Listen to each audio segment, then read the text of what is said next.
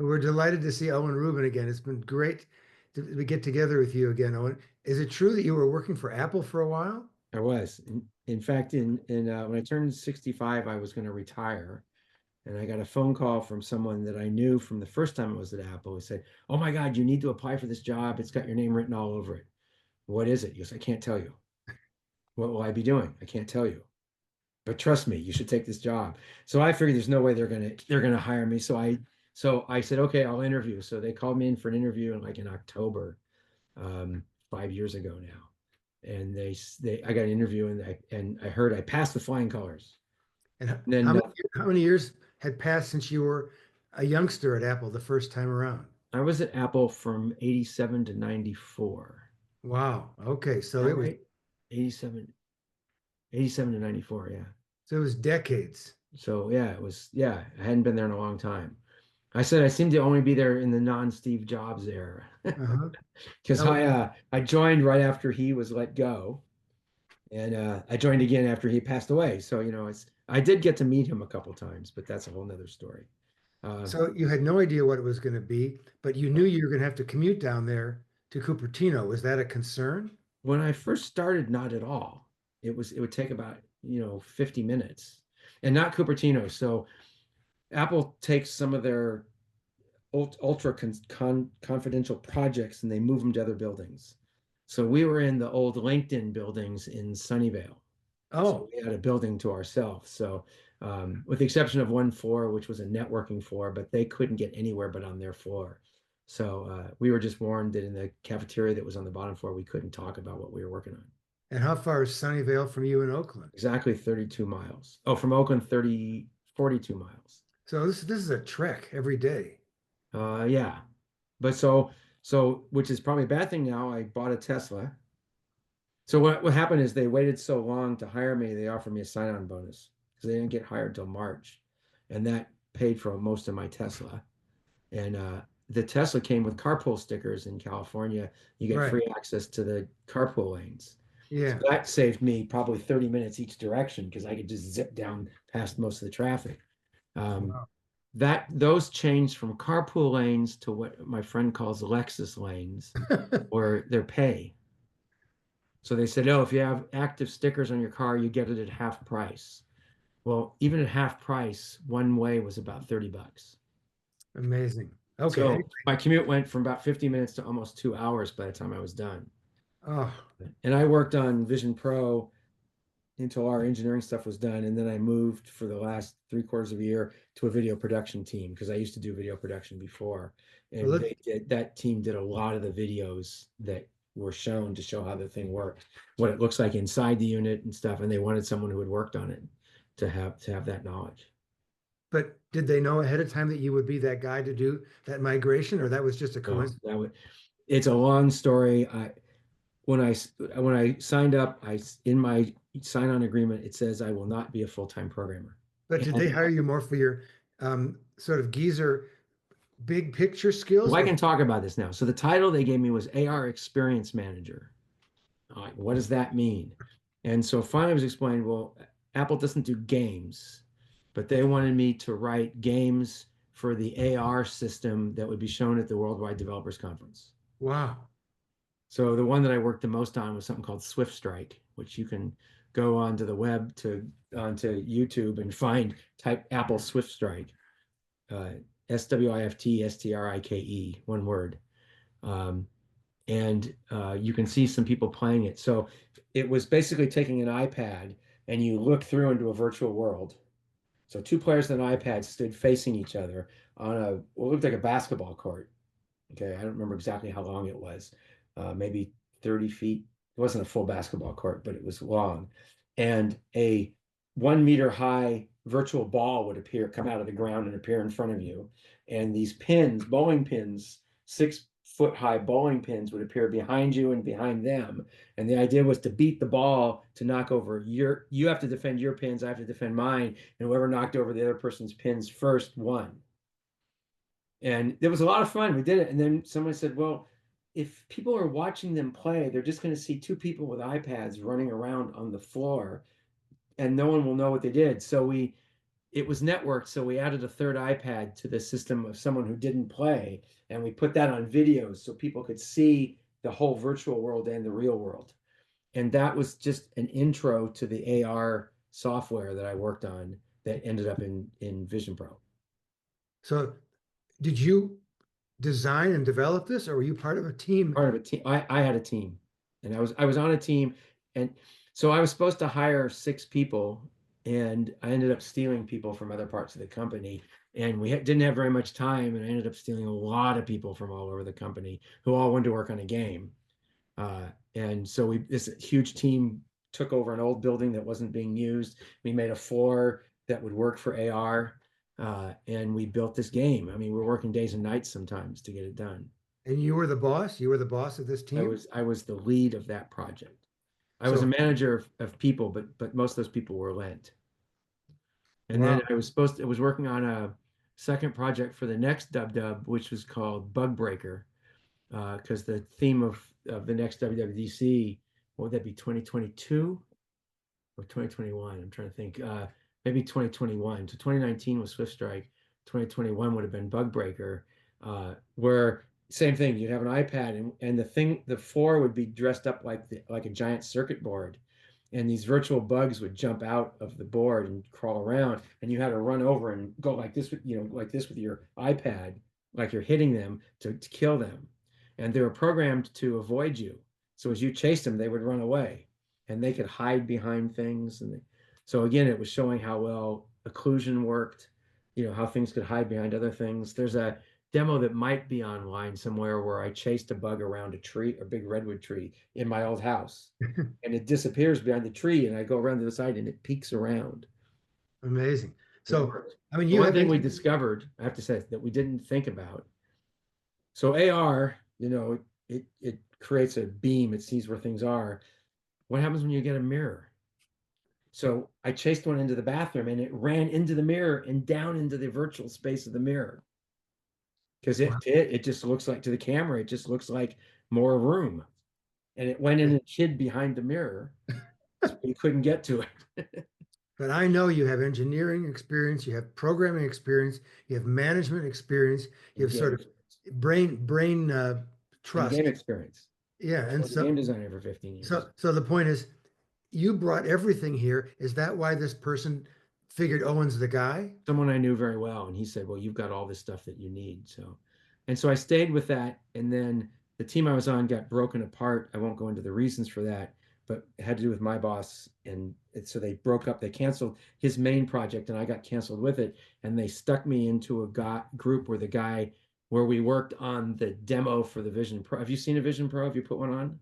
No, I've only seen it on somebody Okay. else. There is a demo that has a dinosaur that appears, comes I through. read about all that. I Yeah. read about the We were dynamic. working on that, and then he wanted me to be a full-time programmer, and I said no, and he said, well, you're doing it anyway. And then I got a bad review because I wasn't keeping up with the 30, 20, and 30 something year olds who knew software better than I did, and I had to threaten the company to get moved out of that team. Okay, because that was my next question. You're dealing with these youngsters, young enough to be your children or grandchildren, and Yes, and I did do some software. I mean, I was able to keep up. I was helping with the design of that game, putting a lot of input into that. It wasn't really a game. It started as application that was going to go along with an Apple TV program oh, and beyond the Vision Pro as well, where you would stand in a room and a portal, the wall opens up. It's like a portal opens up in the wall, and you see this prehistoric land through the wall, and you can walk up. You can't stick your head through it. You'll bang your head on the wall, which people did because they want to look inside. Um, and this dinosaur walks up the hill and sticks his head out at you, and you, of course, back up because it's kind of weird. And in the end, they added some fun stuff like you tell it to go ahead and pet it, and it snaps at your hand, and people will almost fall over trying to get their hand out of the way. They well, can't let's forget go what they're back. looking at. At what point did you leave the Vision Pro in its product I was cycle? still on Vision Pro division. I just went to Vision Pro video production. But the Vision did the Vision Pro exist yet, or was it still in prototype? It was still in prototype, but So it was close to release, close where to were you when the announcement. Vision Pro became a thing and people could go out and buy it? Um, that was probably 3 weeks before I told him I was retiring. Oh, I see. Oh, so just you just kept on going and So they I just got moved to a team inside the Vision Pro team that was responsible for doing. We had a bunch of things. We did internal videos for development so that the managers, the exec team could watch some of the development. We did a lot of different video stuff, but that team also was responsible for recording what it looks like to look through the headset. So they had a special Vision Pro modified to be able to record the output onto as a channel, and we would edit that into other videos. So like when you see the thing the guy puts it on, you see the video that was done. A lot of that was done by the I mean, team. it's incredibly complicated and sophisticated, and no one can imagine because there's a whole history to that we don't even need to go into that's on Wikipedia. But the point is, there are so many components of it. Is it going to be a commercial success, or is it just a stepping stone technology? I have to say this from my own opinion. No, it's not going to be a commercial success. It's too expensive.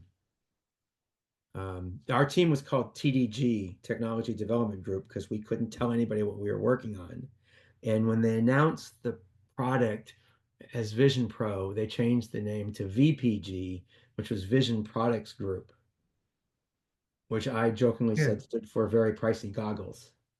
But what's the price point for something of that sophistication? Forget Apple having to recoup its investment, but from a consumer point of view, a high-end consumer point of view, what's the price point where it's realistic? I thought it was going to come out for around 2,500, and I thought that I would consider buying one at $2,500. The problem is $3,500 is the entry level one, not counting Apple Care, which you need because it's got this big hunk of glass on the front. And all those accessories, all those other things. And Yeah. so if you want it completely equipped with full memory, which you probably are going to want for some particular things you watch on it, and Apple Care, it was 5 grand. And people Okay. can't, So who's going to buy? And so I can tell this story now. I was sitting in a meeting and the VP asked me to spit out why I seemed upset. And I said, because I don't understand why I want one. I said, I know why I wanted to watch. I said, I didn't know why I wanted to watch, but once I played with one, I knew why I wanted to watch. I know why I want a phone. I know why I want a Mac. I know why I want an iPad, all those things but I don't know why I want one of these. And so he looked at me and says, well, what do you like about it? I said, well, I'd wear one in an airplane watching movies and stuff because it takes you out of the plane and puts you into a movie theater. And if you use it with AirPod Pros, no one can hear what you're listening to as well. So you're completely isolated. The plane disappears. I said, that would be great. And I said, and I really like the way it handles panoramics. You take panoramics with your phone? When you watch a panoramic in this thing, it wraps it around you, not distorted. So when you turn your head, left and right to look at the picture, it feels like you're standing there. And that was really cool. But that's not $5,000 cool. So um, I'm hoping they do a cost reduced one.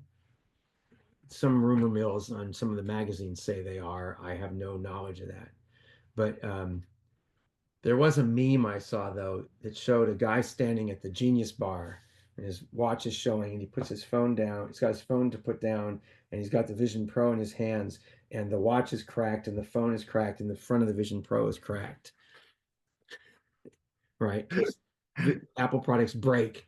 And I thought with this big hunk of Gorilla Glass in the front of this, someone's going to look down. It's not going to be boom. properly attached. It's going to fall off, hit the ground, and shatter. Okay. I'm sure that's why Apple Care is so expensive. So I would hope in a cost reduced one, they might get rid of the glass because it's heavy. Maybe use glass openings for the cameras, but not have the whole front glass. Oh, It has that thing in the front that lets you, it's supposed it looks like your eyes are showing through. yeah. It's actually a display. Uh-huh. So when you first get a Vision Pro, um, when you set it up, it talks you through in a Siri Right. voice. You Yeah. hold it out in front of you and you tip your head left and right and up and down a couple times, and it records your whole face in 3D, okay, including your eyes. So if I was talking to you on FaceTime wearing a Vision Pro, you don't want to see me with the thing on my face. So what it does is it takes that 3D image it did and it makes an avatar of you, and that's what you see. So you see me in my avatar, and all the cameras inside that look at your mouth and your eyes and everything can see where you're moving, and the avatar moves like your face. But let's take Not bad. It was a little creepy the first time I saw it. There's let's this weird thing about avatars and realism. The more they get closer to reality, the more creepy they get. Yeah. And this kind of got over the hump a little bit.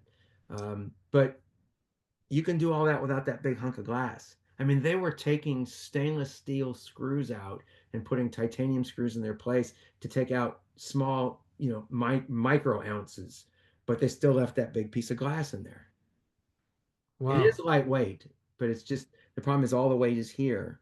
So originally it only came with a headband that went to the back. Yeah. Originally they were going to put the battery on the back of your head, which I objected to strenuously because of my work at Cast AR, which was those little glasses, and that it should be down something you put in your pocket. And I'm not sure I'm the only one who thought of that because I don't take credit for it. But they Yeah. finally decided to do that. It made it lighter. Did Okay, you ever see the movie Brainstorm? no, is it good? It's an old movie, Natalie Wood, Christopher Walken. Um, the development of the Vision Pro reminds me of that movie. Okay. Great. There's I don't know my if I can find this picture while I'm talking to you. okay. When I saw the very first one, there was a tower about, oh, maybe 4 feet tall, about 3 feet wide, and maybe 8 inches deep, full of electronics, which had a huge cable that ran up to a crane that had this big heavy thing that you could put your head up into with displays and lenses to emulate what it was going to look like. And it had to be held up by a crane. It was so heavy. But And there's to watch it get down to that little tiny thing you can put on your head and it stands alone.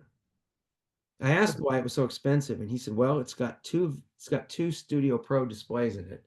yeah. Those are two 4K displays in one in each eye, and it has the M series chips, which I was told the M series were designed for this device originally. Huh. So it has the power of a MacBook Pro. So it's a $2,500 MacBook Pro and two $1,500 Studio Pros. You see where the price comes from. Good. Not to mention all the very expensive lenses that are in there. The displays are the size of a postage stamp. Okay, and has the resolution is such that every pixel on your phone would be replaced by 64 pixels in this display, Astonishing. size of a postage stamp. Good. Okay, let's take a deep breath. And what's the vibe and the culture of these young and less young people working at Apple now? What's the feeling in the space? People were jazzed by it. I mean, it was really cool to be working on something first secretive, right? You're working on something you can't tell anybody about. My wife knew it as the device. That's all I could tell her. I'm working on the device. Um, and it was a fun project to do because if it was cheaper, I would own one. Yeah. So everybody was kind of everybody wanted one at their desk, and eventually, as they started to get into pre-production, people got them. They liked what they saw doing. People were happy about it.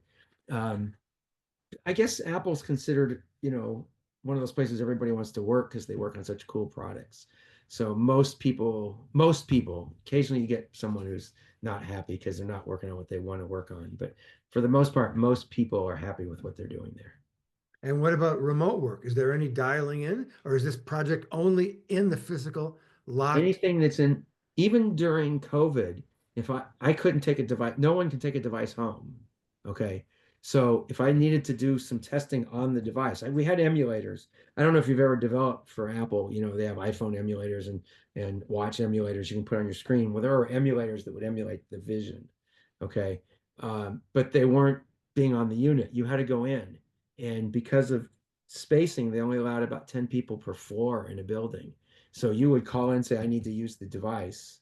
And they would look up on a schedule when there was a hole and they would give you this 2 hour window. And it was scary. It was freaky scary. I would drive to work, the parking lot would be empty. I'd card key into the building and the lights in the lobby would turn on from the motion sensors because they're dark. Walk over to where the elevator is and you key in there and that lobby would light up.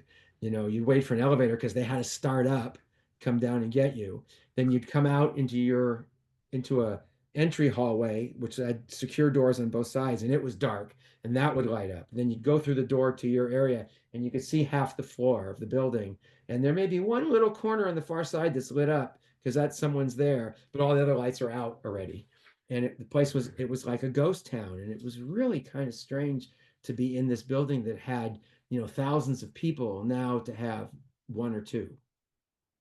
Would the Vision Pro have been finished and out the door a lot sooner if not for COVID? I'm not sure. Maybe. I mean, I know they delayed it once, but they delayed it once because they changed something in the hardware that they decided to change. But maybe a little sooner. I think they originally wanted it out like 6 months, 8 months earlier. I think it was going to be announced at that WWDC, and they waited till the following WWDC, but they announced it in October, I think, or Were, September. were all those fancy developer focused games, were those just meant to get people excited? Was that just meant to get the juices flowing? So the developer things we did, we gave this, that's the most scrutinized software I've ever written because we gave it away. That was free. So like you want to know how to do that game, here's the software. We'll give it all to you on the developer website. It was to give people examples of how to use the tools. So Oh, my first engineering was in the AR team. Then I was moved, that team kind of changed around, and I was in the reality engine, the RE tools team for a while. So that's all the AR and RE reality engine and augmented reality tools and software that work on the phone and the iPad and the Vision Pro. I worked on that's the teams I was on originally. but did you ever feel, I mean, I don't mean this to be disrespectful, but did you ever feel that you were out of your depth because you hadn't been doing this for the last 20, 30 years? I had been, well, so I came from a company called Cast AR, and Cast AR was doing a lot of 3D stuff in Unity. Oh, So I had had experience with 3D as well. And I've okay. had experience with 3D in video games in the past. This was just a whole order of magnitude above all that. Okay. It was just But more of the, the tools, I was part of the tools team, so I was using these tools and giving feedback on how what would make them better the whole time. That guy, that purple guy is over there, yeah. we have a system called Radar, and that's Radar right there, that little purple anteater. Um, that you do bugs, you put bugs and suggestions. So when I try something out, I just create a radar and I submit it, and it goes to the right people, and they look it over and decide if they want to implement that or make the changes or not. So you were way more than a people manager. I mean, you were right there with your sleeves rolled up Yes, every day. yes. Wow. I mean, I Yeah. was working on the game. I did some software there, although I didn't do a lot. I did more of game design and game testing initially. And then I remember when I made my first changes to the code, uh, the other team that was working with us, the guy stands and goes, "Owen checked in a change," because it was unusual that I actually would write it. I would find changes and make some notes and give it to a programmer to do. And this guy was like all jazzed that I checked in some change so when you make a change, you check it into a repository, and the repository builds it. And if it fails, everybody's on your back, because if it fails, you've just failed the whole system. So you have to fix it. So I was very pleased that my change went in and did not break. Uh, Apple had this culture. They didn't do it so much when I was there the second time, but the first time, Radar goes back to when I was there the first time. And this is a quick digression. When I sat down and I got my Radar, I logged into the account. Now, Apple does not reuse email addresses Oh, and because you've had that great one. Yeah. Rubin at mac.com. Yeah. I mean, Rubin at apple.com. Yeah. Rubin, I'm sorry, Rubin at apple.com. That's Not right. even my first You were initial. it. You were the Rubin. I was the Rubin, which is a whole story how I met Andy Rubin, because he joined Apple, and I was getting all his mail because everybody thought he'd be Rubin at apple.com. Small side story. So I asked him when I started, I said, "Can I get Rubin at apple.com back?" And they go, "How do you know that it's still available?" I said, "Because I know you don't reuse them. Because say I'm on an ultra secret project like the Apple car that was rumored to be happening. I never got to see it, but rumored to be happening. And then I leave, and someone else named Rubin comes in and gets my email address, and they start getting emails about this secure project they shouldn't be seeing. So they don't reuse emails. So I got my old email back. And Way when to go. when I log in my email, I get a notification there's 4 radars for me, 4 bug reports. And I go So look at them, and one of them was for 1989, wow. one that I never ever fixed. That's actually funny. And I just laughed. So opened it up, and I clicked the button that said "will not fix," and you submit it. And the person who was originally submitted to still worked there. And Oh, he sends me back and goes, "Why not?" with a big smiley face. That was like on version 6.9 or something. That How many different programming languages were you personally involved in for all this Vision Pro and this AR stuff? C, C++, and Swift. Okay, so they were And I hate Swift. I'm sorry for all those people who love Swift. I did not like the language. but basically you weren't using some oddball programming. You were using regular old programming stuff. Well, Apple was a big proponent of this new language called Swift. And it's a very powerful language. And for core programmers, they probably love it. But it was very difficult to read someone else's code because it had a lot of shorthand and it had new things in object programming like variables that don't have to have values called optionals and things like that. So you see a call to a routine, you don't know if the routine returns anything or not. And sometimes it might and sometimes it wouldn't. So you have to go look at that routine and it might call some other routine. And you have to really dig down to figure out what's going on. It was not as readable as C or C++ was, in my opinion. I Okay. like C and C++. They're very good languages and they work most of the time. Most of this stuff that I'm doing for these clocks I showed you and Yeah. stuff is all on Arduinos and C++. Do they have their own customized version of this, or are they just using stuff that any developer could theoretically There's a use? standardization on C++ and sometimes new things. Well, we added new system calls, which is how we did our stuff, but they use standard language to call the system routines. Wow. So That was it that tricky to develop the protocols or the avenues, whatever, to create something that had never been done before at all, like Zilch? I will give credit to the team. I didn't have to do any of that, luckily. I didn't have to create new protocols and new, but I remember that there was a thing called the physics engine. So that's a piece of software that runs in the thing that like if you let go of an object, virtual object, it's supposed to fall. Okay. But what if you wanted negative physics? You could make it fall up. You could do all sorts of things. And they had a physics engine and we were writing this game Swift Strike, so we were the first people to touch all these new things. So we were the first people to use them. So they were eager to see what would happen. And then they said, "Oh, we've got a whole brand new physics engine. We're pulling the whole thing out, but your old calls will still work. It's just a new engine." And the first time the balls hit the pins, they shot off the playfield like rockets. And I went over to the guy with my iPad and I said, "Here, you need to see this video I recorded." And I played it, and there's these pins flying over, or two pins would roll and touch each other and bounce off with like they exploded. And I said, "There's a problem with it," and that's the kind of stuff I would find. Like, and I'd Okay. help them debug why it would do that.